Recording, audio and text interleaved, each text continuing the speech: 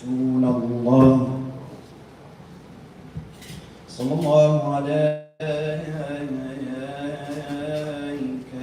يا أبا عبد الله يا رحمة الله الواسعة ويا بنجاة الأمة يا ليتنا كنا معكم سيدي فنفوز فوزا عظيما. بسم الله الرحمن الرحيم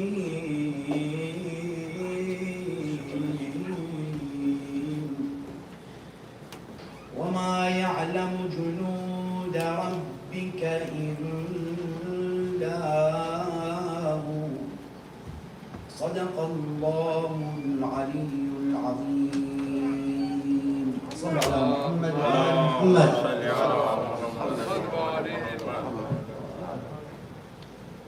The life of Imam Al-Jawad, Salamullahi alayhi, is truly an event which we have underestimated within our respected communities. There are many lessons which can be extrapolated within the life of our Imam, Al-Imam Muhammad Al-Jawad, Ruhi lahu al-fidah. And when I examined the life of Imam Al-Jawad on my own, there are truly many lessons which can be extracted from his young life. He was a young king, if you remember. The life of Imam Al-Jawad was a life of true kingdom. His knowledge was competitive with the most scholarly of individuals in his time, despite his age. This was the point of Bani Hashim, because when you looked at Fir'aun also came off as a young king. So the entire life of Imam Al-Jawad was a response to the pharaonic establishment of Fir'aun. I don't know if you know that, I don't know if you read it anywhere, but that's what it was. Imam Al-Hussein alayhi salam was a reflection of Jesus for Christianity. For example, Imam Al-Hasan alayhi salam, Hinduism is very interested in Imam Al-Hasan, his patience, his sublimity, his surrendering to the commands of his Lord.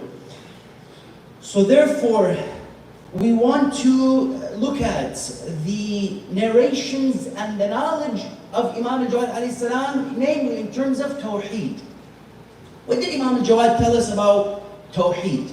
Because many people would tell you that the most important aspect of Islam is the discussion of Tawheed. Why? Because if you believe in one God, you will believe in a clear vision. What's the difference between Christianity and Hinduism? Go ahead, somebody tell me. We don't know. What is the difference between Islam and, for example, Hinduism? Don't know.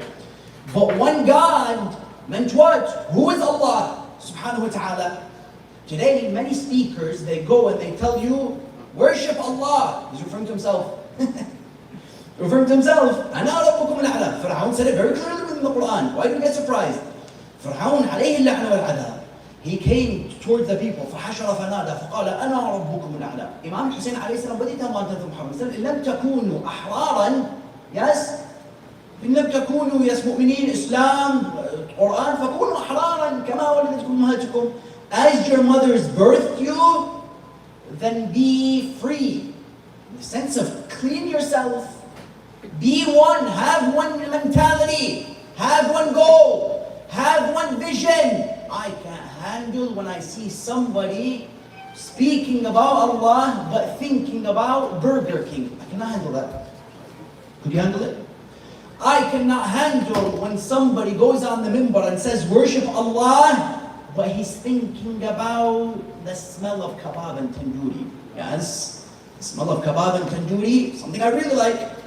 So these are kinds of people which you need to distance yourself from if you want to gain proximity to Allah subhanahu wa ta'ala. Imam Al-Jawad alayhi salam, Abu Ja'far al-Hashimi, he came to him and he told him, "Oh Imam Al-Jawad, who is the one?"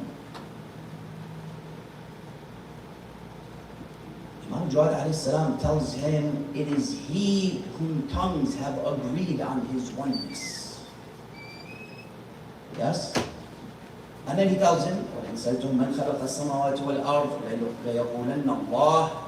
If you ask them who created the skies and the earth, they would surely say, you see, Allah subhanahu wa ta'ala. This narration clarified many misconceptions within the Islamic community of the time. Because he came and said, I'm the one.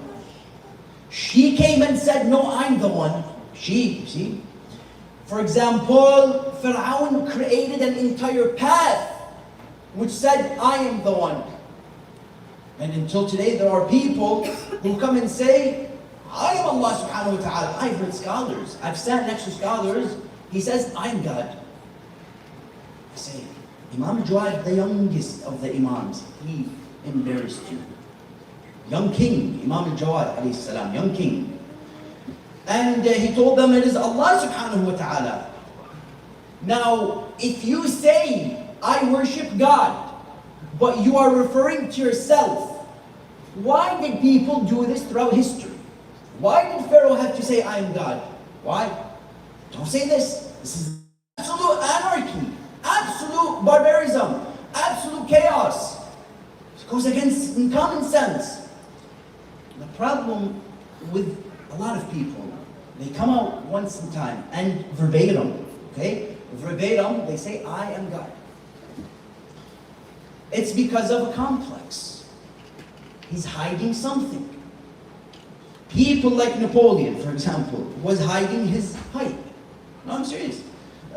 People like Saddam was hiding his I don't know, I'm not sure.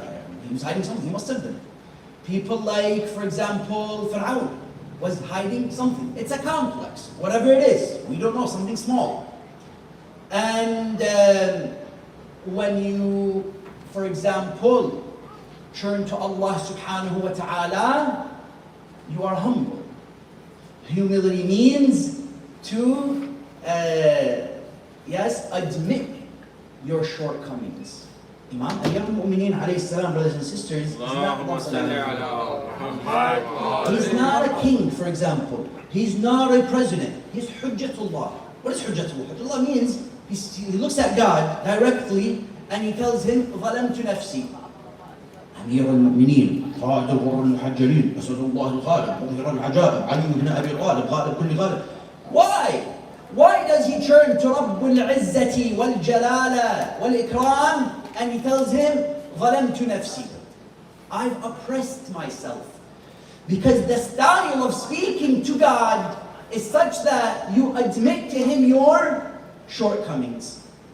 So Fir'aun says that if I admit my shortcomings, what is Asya going to think? Allah. What a line. What is Asya going to understand? And the problem, brothers and sisters, is that we learn from our Imams. You know, brothers and sisters, Imams were very succinct. Do you agree? Very succinct to the extent that Imam al-Baqir alayhi salam, he says that كل ابن آدم خطاء وخير الخطائين التوابين. He says all of the sons of Adam are sinners, all of them. And the greatest are the ones who repent, the ones who seek forgiveness of Allah subhanahu wa ta'ala. So Imam Al-Jawad alayhi salam, in this narration, he says, who is the one? If you come to them and you ask them, who is Allah? لَيَقُولُنَّ اللَّهِ. They don't say it in their hearts. This is not the sign of Iman. No. They don't say it within their, for example, minds. No. Imam Al-Jawad says their tongues agreed on what? Agreed on the oneness of Allah subhanahu wa ta'ala. وَلَئِنْ سَأَلْتَهُمْ مَنْ خَلَقَ السَّمَاوَاتِ وَالْأَرْضِ لَيَقُولُنَّ اللَّهِ. Their tongues will confess Allah. This is not some kind of a subtle faith which I have. Sometimes I love Fatima Al-Zahra. I am Fatima Al-Zahra. Wallahi, I've seen women, they say, I am Fatima Al-Zahra. See, you're Fatima Al-Zahra. Where's your hijab? This is number one. No, Fatima's so great. She doesn't have hijab because she... What is this? What is this? Well, I've seen this one man, he says, I'm Sahib al-Zaman. So brother, come sit down. Let me speak to you. I love Sahib al-Zaman. Sahib al-Zaman is my Imam. If I do this when I say his name, if I do this, I do all kinds of stuff. So I come to this guy, I sat with him once. I told him, what's your name? Once he told me, Rabb al-Alameen. I looked left, I looked right. Is there somebody recording? I need to expose this guy. I cannot handle it anymore. I said, brother, what's your name? He says, my name is Sahib Zaman. First name Sahib, last name Zaman.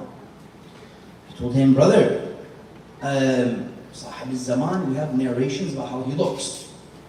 We have narrations about who his father is, who his mother is. He doesn't have kids. He's only 33 years old. You look past 55. And then I think to myself, what would they have responded to Imam Al-Jawad? Imam Al-Jawad said, it's not subtle. Cannot be subtle. Imam Amir al-Mu'mineen narration, what did he say? He said, your thoughts will one day leak. Leak. Leak where? Leak through your tongue. So if I have shirk khafi, what is this going to do? Imam Al-Jawad says, one day it comes out. Everybody in their last moments of their life, they see Ali ibn Abi Talib. Narration says, Ya Hamdan, he speaks to Hamdan, he tells him, Ya Hamdan, Man yamut yarani. He who dies sees me. What if they're good? No, they see me as well. What if they're bad? No, they see me as well. What was the point of the Imam alayhi salam? The point of the Imam alayhi salam was to calm down and to know that there will be a day where your true thoughts will surface. You will be known for who you really are. People who want to kill, they want it this way. You can never say he was forced into it. Never. People who do, for example, chasing indecent, illegitimate actions and decisions, they want it this way. What does the Quran say? Bismillah ar-Rahman ar-Rahim, yabghunaha iwaja. Bismillah ar-Rahman ar-Rahim, yabghunaha iwaja. In the name of God, they want it backwards. They want it like this. There's no other explanation. But when do they get exposed? I beg of you. They get exposed when it's serious. So what is serious? What is not serious? Serious is when you go public. Who went public in history? Many went through public phases in history. For example, you see Yazid ibn Muawiyah. Yazid ibn Muawiyah wasn't always لعبت هاشم بالملك فلا خبر جاء ولا وحي نزل. He wasn't always playing with the lips of Imam al-Hussein. Ibn Muljim fought alongside A'imma. For example, Shimr ibn al-Jawshab, killer of Hussein on the 10th of Muharram. He was a believer. He was in Saffin. But when death passes by, martyrdom comes knocking on your door. He went to Hurb. He went to Ju'fi. You see, this Ju'fi is a big problem in history. Ju'fi, Imam alayhi salam, he says, where is Hurb ibn Yazid al-Ju'fi? Along these lines. His name was Ju'fi. They say he's somewhere in the outskirts of Kufa. They go to him, they find him. The Imam Hussein goes to him after he told them, I don't want to fight. He tells them, Ju'fi, you fought with Ali ibn Abi Talib. How about Hussein ibn Ali? Will you fight with him as well? He said, I'm sick of war. And sisters, I need you to note these words. I'm sick of war. 4 words. And then what else did he say? These people give up. They all give up at the end. I know it. The biggest example is Ju'fi. Ju'fi said that, I'm sick of war, I have horses. If you want my horses, take them. Imam al-Hussein alayhi salam looks at Ju'fi. He responds to him. He tells him, oh Ju'fi, don't fight with us. But once you hear the shouts of help from Hussein, son of Fatima, then you need to act like you didn't hear it.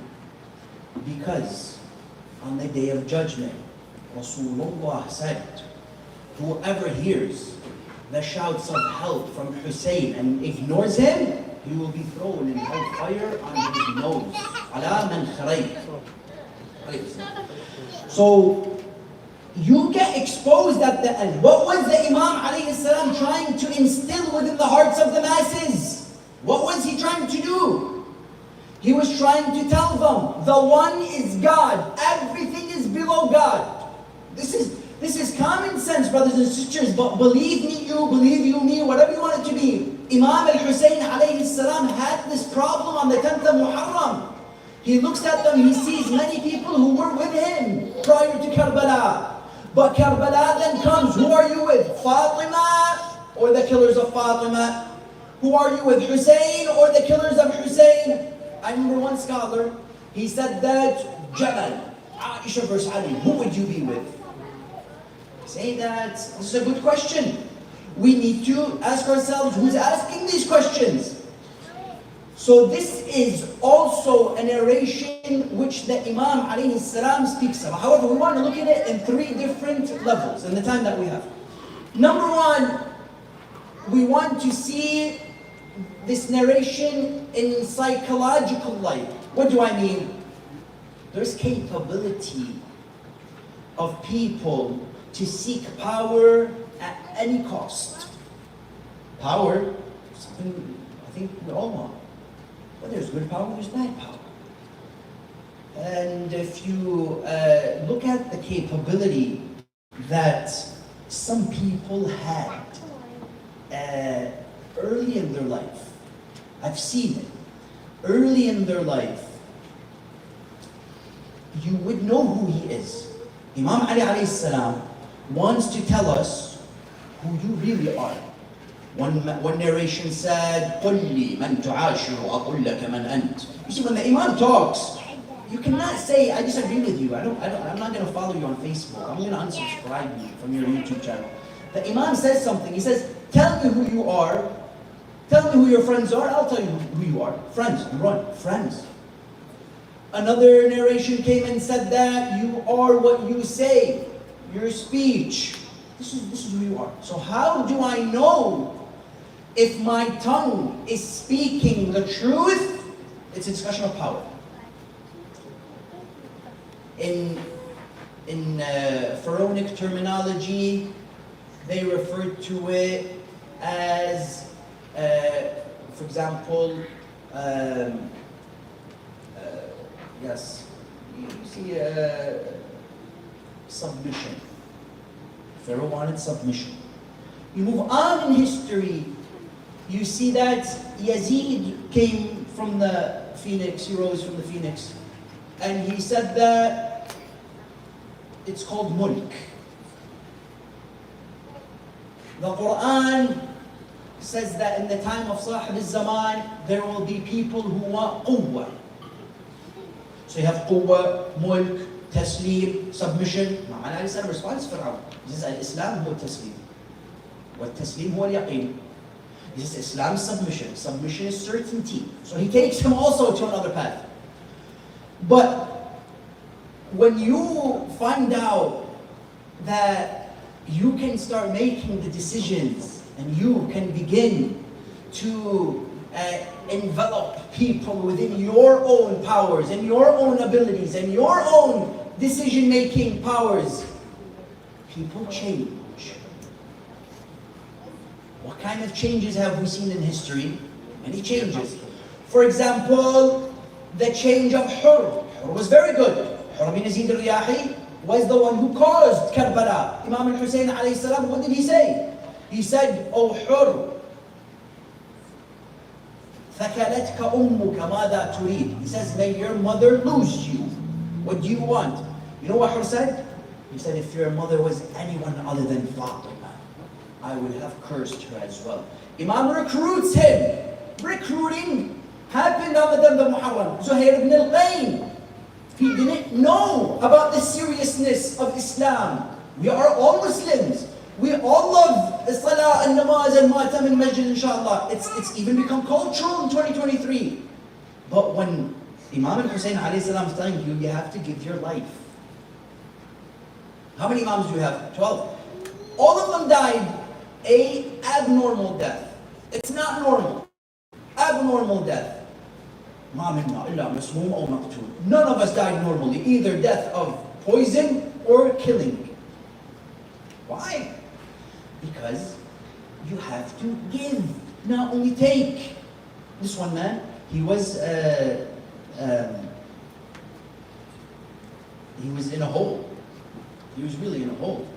And they told him, give us your arm.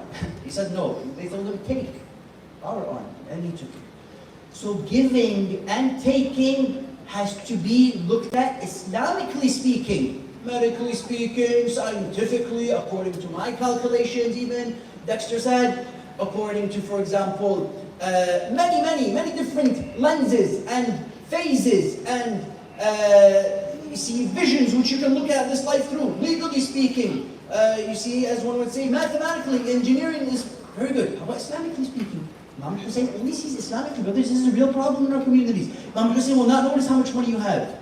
Imam Hussein will not notice whether you live in Carolina or in California or in Iraq or in Pakistan or in Afghanistan. Imam Hussein alayhi salam is not going to notice any of these things. What does he notice? He notices your submission, your dedication, your power. These things that Imam notices. So some are below the radar. They're not even opposition to Imam al-Hussein. They're nothing. Some are opposition to Abu Abdullah alayhi salam. So how do you handle it? This man comes with a turban, for example. This man comes under the claim of being a lecturer. This man comes under the claim of being a servant of the country, under the servant of the religion. But how do you know? Imam Ali alayhi salam speaks about gharbala. What is gharbala? Gharbala means sifting, not karbala. Gharbala. لَتُغَرْبِلُنَّ غَرْبَلَةً. You're going to be shaken until we know the mu'min from the munafiq. Where is the mu'min from the munafiq? Imam says there's only one way of knowing the mu'min from the munafiq. Shimr even fell in this regard. Shimr. Ibn al-Jawshan, he has Imam Hussein. Why? I can't handle Ali ibn Abi Talib. I can't handle him. Brothers, could you handle, for example, Donald Trump? Many people can't handle him. Could you handle me? Maybe it's difficult. Can you handle, some can't handle their parents? You know what it means to love Ali ibn Abi Talib? You're speaking about Maytham al-Tammar. You're speaking about Ammar bin Yasir. You're speaking about Miqdad. You're speaking about this Du'ali and these kinds of guys. So these kinds of people, it's very good. Culturally, we've established that love Imam Hussein alayhi salam. And we can say his name even. And say alayhi salam too. And you can say Mahdi. Some name their children Mahdi. But Imam Ali alayhi salam, he says there's only one way of knowing whether you're a believer or a hypocrite. It's through your love and submission to the wilayah of Amir al-Mu'minin. So what does that mean? Ya Ali ma ahabbaka illa mu'min wa ma abghadaka illa munafiq. You see Imam Hussein on the 10th of Muharram, he's fighting. And where did he get commands from? It was all narrations from Rasulullah. He tells him, he's fighting, right? And he hears all of a sudden, voice of Rasulullah. He tells him, إِنَّ لَكَ دَرَجَةً فِي الْجَنَّةِ لَنْ تَنَالَهَا إِلَّا بِالشَّهَادَةِ. He tells him, he's fighting, right? He remembers the words of his grandfather. He tells him, there's a station for you in Jannah. You will never reach it except through going through martyrdom. إلا بالشهادة. So this is psychologically. Number one, psychologically, capability for power. You have capability, right? For power. That's one thing you need to start to ponder about. The other thing is spiritually. The atheist, his problem is a problem of purification. Did you know this? Did you think that the atheist cannot prove God, therefore he became an atheist? If you look at all atheists, they're despicable people. Give me some names of atheists who have become successful in this life. Very, very slim, if any, slim to none, as they say. Truth be told. And there's just jealousy on one side of his heart. His heart is multicolors, like a rainbow heart. He has a purple heart. He has a green heart. You know why? Because he enjoys greed. He enjoys jealousy. The wife of Rasulullah sallallahu alayhi wa sallam comes in and she smells something from his mouth. It's the scent of a honey drink. She tells him, Ya Rasulullah, she was a great lady until that point. Keep in mind, jealousy could consume you, just like fire consumes the wood. Anyway, so he tells her, it's from my other wife. And then she changes. She no longer says, I want to be al-Mu'mineen. People change, yes? She says, Man أنبأك هذا? Who told you this? When did you get these news? She starts questioning, yes? So there was something, there was a strand which Rasulullah pulled instantly out of her because he's Rasulullah sallallahu alayhi wa sallam. And it was love for power. Years later, what does she do? Power, brothers and sisters, power, don't forget. إِنَّ الدُّنْيَا دَارُ صِدْقٍ لِمَنْ خَلَقَهَا. This world is good if you're good with it. Otherwise you want to sit down and just be like Sayyidati Nisa al-Alameen, but like not do anything about it. This is reserved for a select group. Yes, people who don't really enjoy doing much. It could be laziness. Maybe it's laziness. And power. Years later, she leads an army. Telling you, she leads an army against her Imam, the Imam of her time. So Amir al-Mu'mineen comes to her and he sends one companion to cut the legs of the horses which she was riding, or the camel, and then she ends up figuring out that she's not really in good light. She was not the wife of Rasulullah because she is a template kind of a girl, perfect woman, which others should imitate. No, but she was an example by Rasulullah telling you who you should not be like. So, brothers and sisters, the atheist, his problem is spiritual. I wish it was ideological.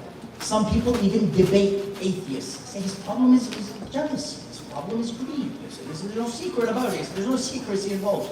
And he tells him that it's negative vibe, which an atheist come forward with.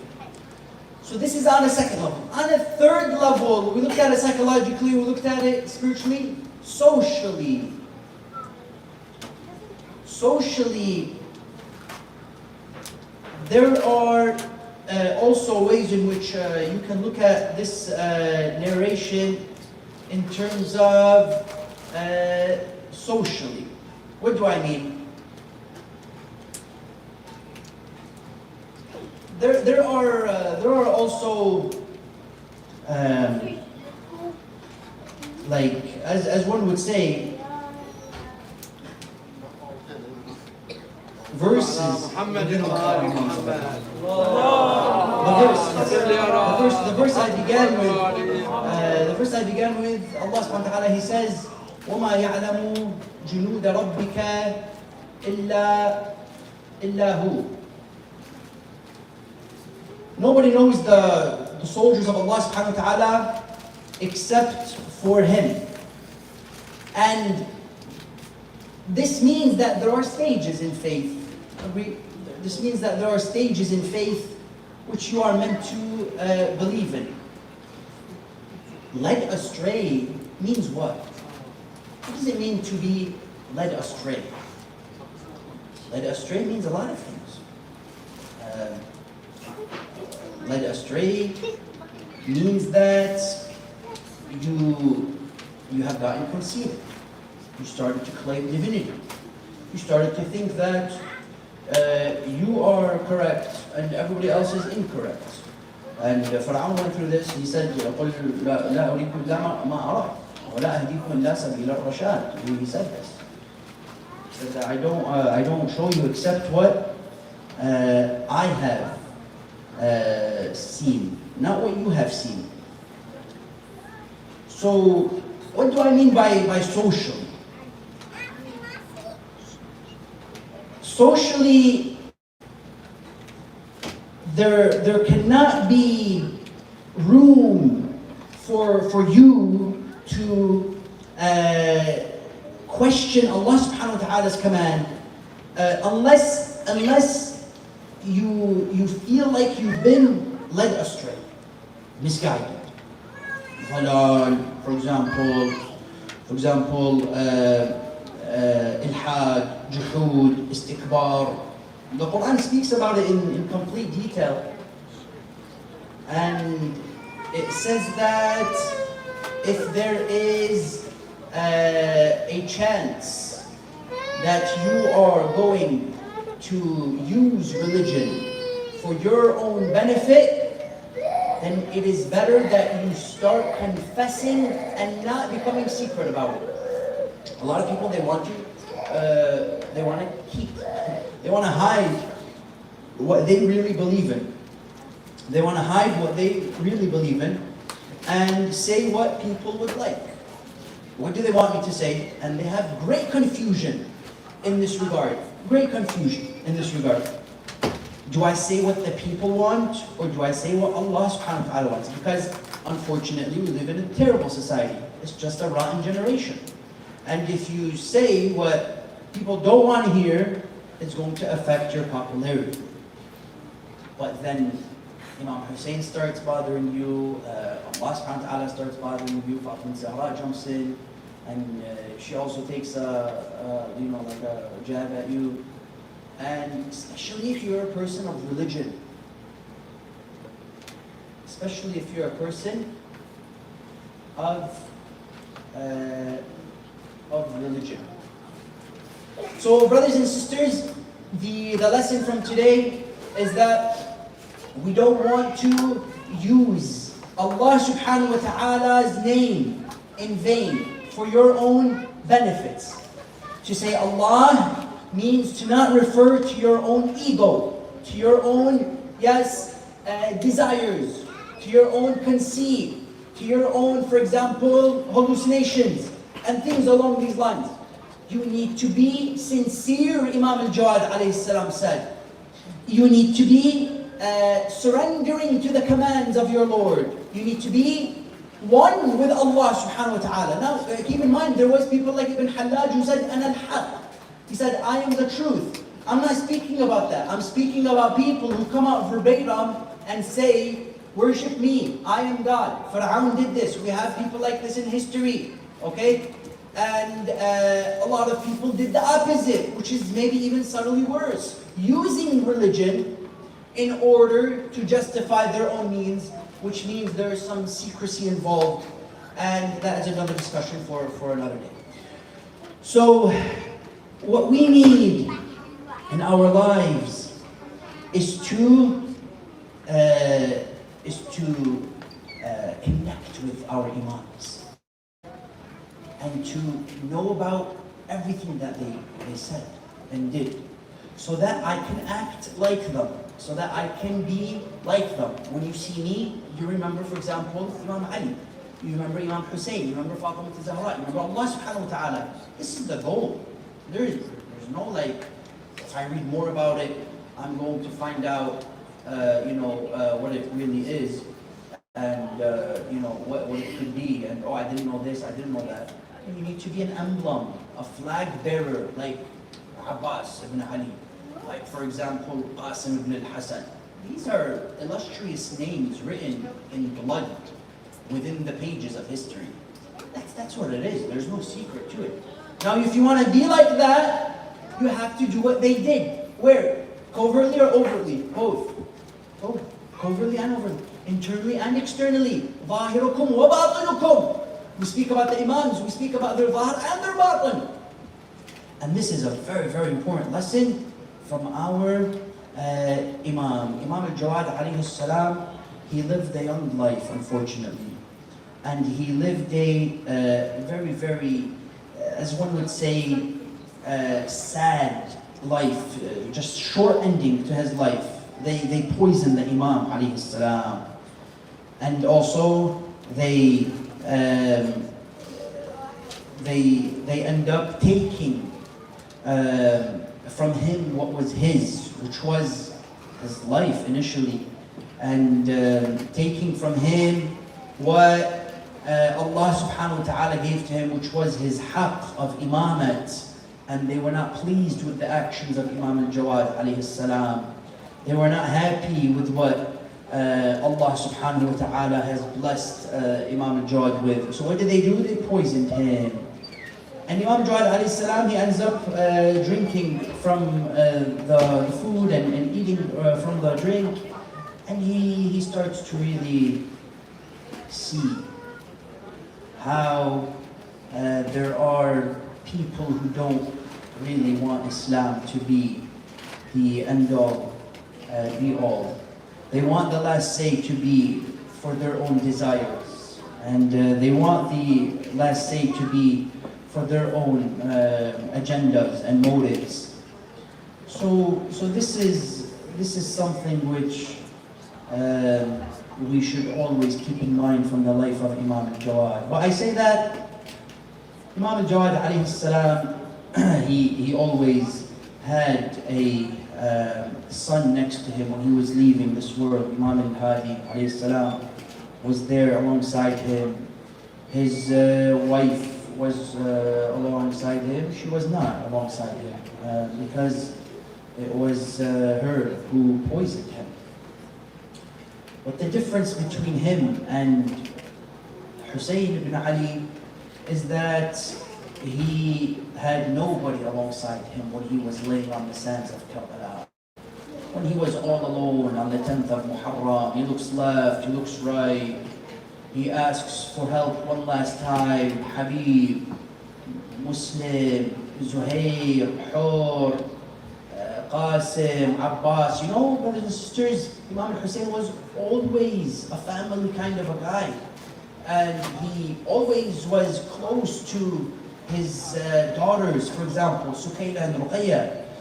And always alongside his wives. He had multiple wives, salamullahi alayhi. He brings them all to Karbala. From each he had other children, salamullahi ta'ala alayhi. And he also had many companions who he loved dearly. You know the relationship between Imam al-Hussein and Habib? He loved people like Habib. Habib al-Mubahir is an older man, just ready to fight, ready to give my life for you. You are the grandson of Rasulullah. You are Hussein ibn Ali. You are, Sibt al-Azghar. You are the young grandson of Rasulullah sallallahu alaihi wasallam. You are Hujjatullah. Allah subhanahu wa ta'ala appointed you as an imam. Is that true? He says, yes, it's true. He says it. So they fight for him. They don't need any proof. But I remember Wahab, he comes to Karbala, and I believe he was a Christian. He comes to Karbala, he passes by, he happens to pass by the land of the Imam, and he tells him, who are you? He says, I'm grandson of Prophet of Islam. He says, I need a miracle. He was not convinced. And he then turns to his companions and he says, watch this, he performs a miracle, and Wahab does not come to Islam. Wahab does not come to Islam, he fights, however, with the Imam. And his wife also fights alongside him, and she also is killed brutally. But Imam al-Hussein alayhi salam was never bothered by anything. He was never bothered by anything. Except one thing. On the 10th of Muharram. There was only one thing which, he says, I will be killed. I will be, whether it's beheading or shot by a gun or something. Something's going to happen, and I'm going to be killed on the 10th of Muharram.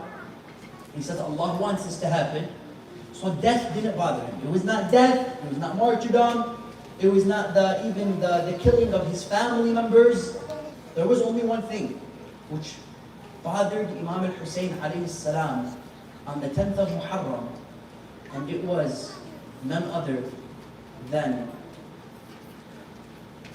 the hooves of horses crushing his chest. That was the only thing that Imam al-Hussein alayhi salam did not understand. You see, Umar ibn Sa'ad, he comes to the companions way after, and he sees that there is Qasim. He says, who is the tribe of Qasim? Qasim is claimed. And then Abbas, who is Abbas? Bani Kulab. They claim him as well. And then Akbar. Akbar is, yes, so he gets claimed by a tribe. And then Umar ibn Sa'ad, he looks at a body without a head. He says, who's that body for? Nobody claims it. A second time he shouts, who is that body for? It's not claimed. 3 times, who is that body for? Because, brothers and sisters, in history, trampling bodies, I've never read. From what I've read, I've never read bodies being trampled upon after they died. It was personal. It was personal. He told him, بغضا من أبيك علي ibn Abi. And they say, who's that body for? They tell him it's a body for Hussein. Allahu Akbar. They tell him, he says, that's Hussein ibn Ali. We don't trample bodies. We just wanted to kill him because he did not give bay'ah to Yazid ibn Muawiyah. He asks, he keeps asking, because Umar was crying when he called for Shimr to sit on the chest of Imam al-Hussein alayhi salam. He says, who's that body for? Nobody claims it. Umar ibn Sa'ad claims the body of Hussein. He says, Ya khayl Allah irkabi wa dusi ala sadr al-Hussein. He says, O horses of Allah, trample the body of Hussein. They say that the body of Hussein is laying on the sands. The horses are commanded to go and trample on his body. They begin to crush the hooves of the horses are plunged into the chest of Hussein ibn Ali. It is said that Zaynab alayhi salam, the sister of Hussein, do you know what it means to have a sister if you are Zaynab? Zaynab was Amirat Quraysh. Zaynab alayhi salam was a defender of Hussein. She wasn't worried about the death of Hussein, but only one thing, brothers and sisters, bothered Zaynab on the 10th of Muharram and Imam al-Sajjad. Zayn al-Abidin was never bothered by anything in his life. He even was denied to fire the 10th of Muharram. However, Imam al-Hussein alayhi salam, before he was killed, he told him, Ya Ali, if you find the lineage of Imam, it will be severed.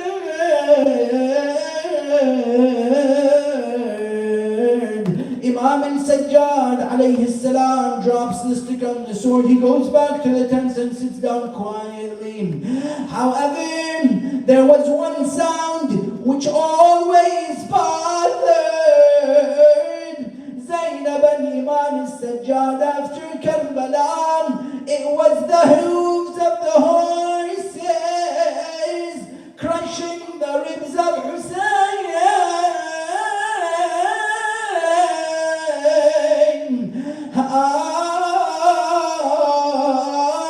Fatima al-Zahra alayhi salam was said to be seen in Karbala, her ribs were shattered, and the ribs of Hussein were crushed as well. Asya bint Muzahim, she turns to Fir'aun and she tells him, I believe in Allah subhanahu wa ta'ala, there is no Lord but Him, you are not Allah. However, what does he do? He lays her on the ground and he crushes her ribs with a large boulder. This is Fatima Al-Zahra alayha salam. This is Sayyidati Nisa al-Alameen. This is the daughter of Muhammad.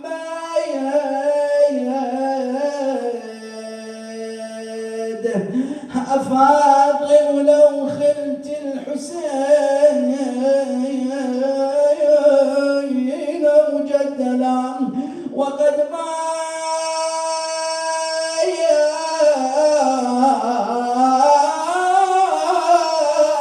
عطشانا بشط فراتي أفاطم قومي يا ابنة الخير والنبي يا نجوم السماوات بأرض فلا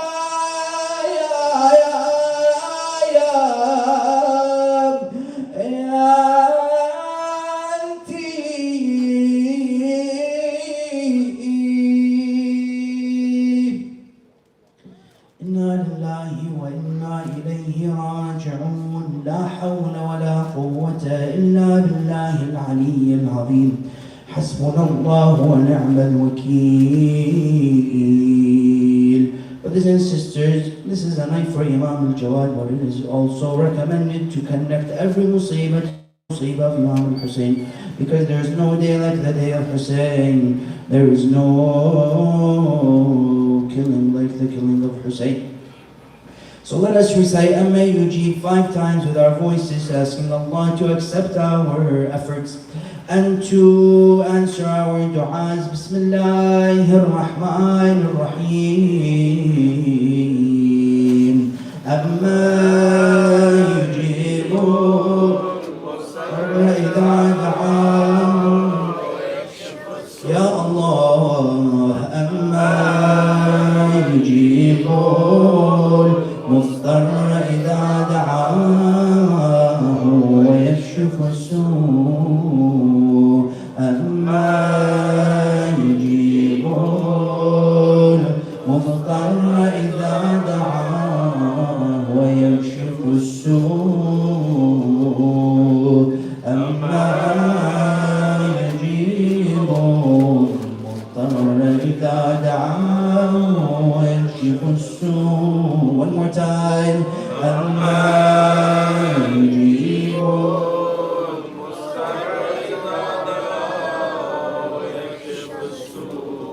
يا كاشف السوء اكشف السوء عنا يا الله. اللهم شافي كل مريض بحق مريض كربلاء زين العابدين.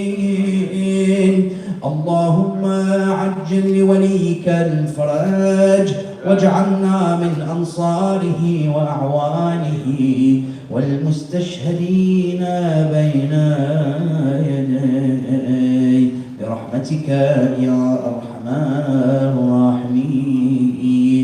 And to answer our du'as and to hasten the appearance of our 12th and awaited Imam, we recite Surah Al-Fatiha, but before the loudest of your salawat ala Muhammadin wa